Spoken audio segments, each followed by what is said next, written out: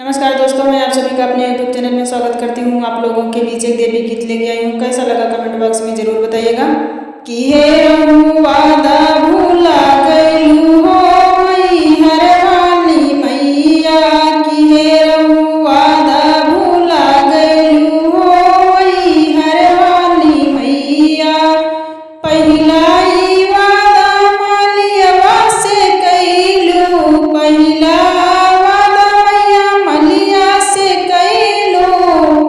पहिरत गजरवा भूला गइलू हो मैहर वाली मैया, पहिरत गजरवा भूला गइलू हो मैहर वाली मैया। कि हे रहू वादा भूला गइलू हो मैहर वाली मैया। दूसरा ई वादा मैया कहरा से कइलू, दूसरा